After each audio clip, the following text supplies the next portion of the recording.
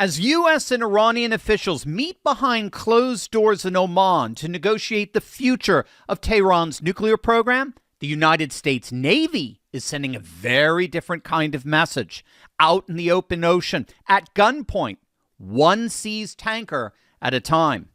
But what happened next, literally just hours ago, is changing the entire geopolitical chessboard like never before, because it's not just the U.S. Navy anymore. An entirely new player just entered the game, and Tehran never saw it coming.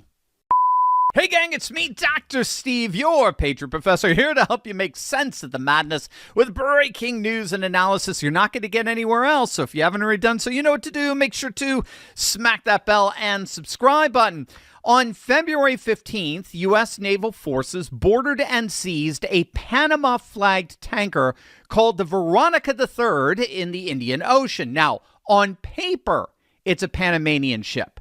In reality, it's part of what's known as Iran's shadow fleet, a network of ghost tankers often sailing under foreign flags with fake transponder data, using to smuggle sanctioned Iranian crude oil to buyers in China and elsewhere. If you don't know, authoritarian regimes are often highly dependent on outside sources of revenue streams or cash flow, and that's because the more the government can tap into cash flows independent of their own populations, then the less dependent those authoritarian regimes are on their own populations for consent. So this is key for authoritarian regimes, particularly in the Middle East, who are being financially sustained by oil. They're not being sustained by taxpayers and subject to the consent of the governed, as it were. Again, the key here is that you don't need to have economic growth. You don't even have to have, confiscatory tax policies. Taxes are often very low in these regimes,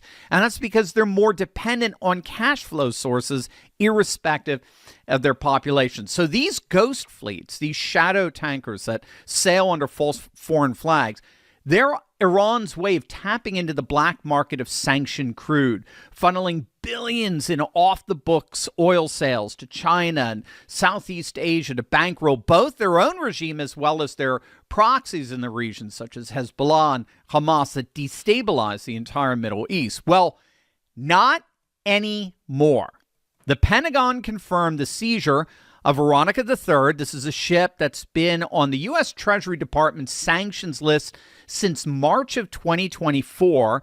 It was flagged for transporting hundreds of thousands of tons of Iranian and Venezuelan crude. And that's the key. Veronica III is actually connected to both Iran and Venezuela simultaneously. It holds sanctioned Iranian crude to Chinese buyers as its primary business, but it was most recently flagged off the coast of Venezuela back in early January, right when the Trump administration, just shortly after it announced a quarantine on Venezuelan oil.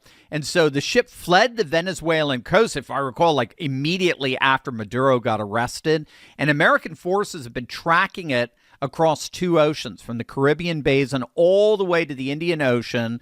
They were monitoring it over a prolonged period before finally moving in for a pre-dawn boarding operation on February 15th on the basis that the ship had violated the Venezuelan quarantine. The quarantine was Trump's total blockade of all sanctioned oil tankers going in and out of Venezuela, which Trump initially ordered back in mid-December. At the time, it was part of a broader pressure campaign to force then-President Nicolas Maduro to step down. But after he was captured, it's been used to clean up the crude oil black market in our own Western Hemisphere backyard, which involves tracking suspected ships all the way to the Indian Ocean. And Veronica III isn't the only ghost ship to be boarded and captured by U.S. forces. At least 16 tankers total fled the Venezuelan coast in violation of the quarantine. At least 7 have thus far been seized under what the Pentagon calls Operation Southern Spear. In fact, senior officials just told the Wall Street Journal that over 20 additional Iranian tankers have already been identified for seizure. Yeah, you heard that right, 20. So this isn't a one-off operation, gang. This is a systematic campaign to financially strangle the Iranian regime. And here's where it gets really interesting. This didn't come out of nowhere. Iran has been escalating for weeks now, testing the Trump administration, probing for weaknesses. So back on February 3rd, 6 armed Islamic revolutionary gunboats swarmed a U.S.-flagged tanker called the Stena Imperative in the Strait of Hormuz. 6 boats. They ordered the tanker to cut engines and prepare to be boarded. Now, fortunately, the captain on the Stena Imperative remembered who was our president, so he hit the gas instead. And literally within minutes, the USS McFall, a guided missile destroyer, scrambled to escort her to safety. And that same day, the Navy shot down an Iranian Shahed 139 drone that got way, way too close to the USS Abraham Lincoln. No warning shots, no diplomatic notes. They just blew it out of the sky. The very next day, on February 4th, Iran seized 2 foreign tankers near Farsi Island. They detained 15 crew members and threatened, again, I'm quoting, they threatened a massacre in the Strait of Hormuz. Now, this was just hours before scheduled U.S.-Iran talks in Oman. And that was the regime doing its best in trying to negotiate from the standpoint of strength. But this is precisely where the mullahs miscalculated. They never imagined that another country would step up and get involved in all of this. And I'm about to show you why that miscalculation could cost them everything. But first, what if I told you there's a hidden arbitrage opportunity in a $30 billion market? Everyday people with no special skills are quietly pulling in $5,000, $10,000, even $20,000 a month from it, all from their laptop. Now, I know that sounds crazy, but here's what's happening.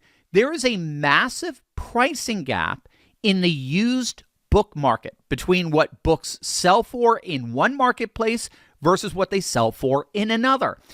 And the people who figured that out, they exploit that gap. You see, they're building real life changing income in doing so. And here's what makes this truly different. You never actually touch a single physical book. No inventory in your garage. No shipping headaches. None. No leaving your house. Everything, and I mean everything, is done from your browser. You find the opportunity, you click a few buttons, other people handle all the logistics for you. And I'm not talking about some side hustle that earns you coffee money. I'm talking about a legitimate business that real people are running right now, many of them replacing their full-time income. Now, here's the exciting part. I'm personally hosting a free live training where we're going to pull back the curtain and show you exactly how this works, step by step. No fluff, no theory, the actual system. I've done my homework on this, and I can't wait to talk to you about it and walk you through it myself. Click the link in the description or scan the QR code and register now. Trust me, folks, you do not want to miss this one. It's going to be amazing.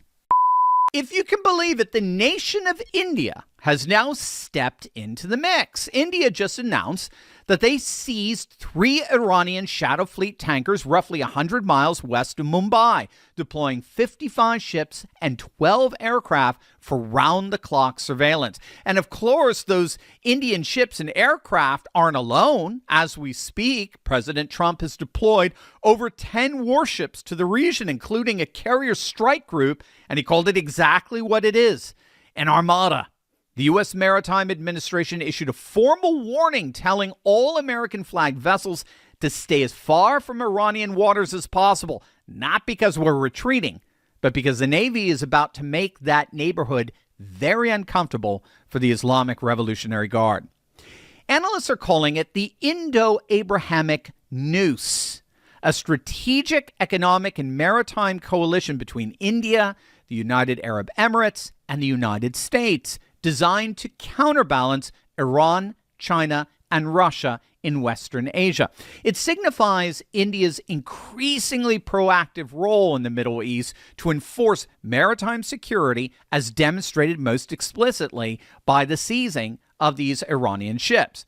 As such, India has joined Trump in initiating a classic dual-track squeeze on Iran, putting pressure on the regime from both the inside and the outside. So obviously from the inside, Islamic Republic has been facing its single worst domestic crisis since coming to power in 1979. They're in an economic free fall. The rial, I don't know if you know this, this is the Iranian currency. The rial has lost, get this, 20,000% of its value since 1979. 20,000%. They're currently in the midst of a water crisis. 90% of their water reserves are gone.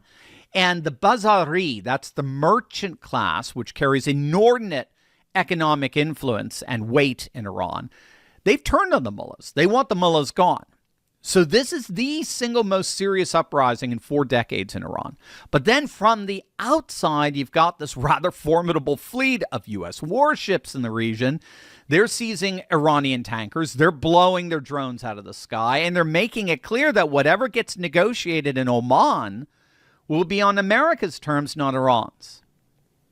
Now, what's so key to that is how it signals the total collapse of the liberal international order in real time. The entire post-1945 architecture, right? So we're talking the UN, international maritime law, the rules-based order. It was all supposed to handle exactly this kind of thing through sanction regimes, Security Council resolutions, multilateral enforcement, and the like. Instead, China's openly buying Iran's sanctioned crude. The UN does nothing, as they always do, and the US and India have decided to bypass the entire system and enforce their own will bilaterally with warships.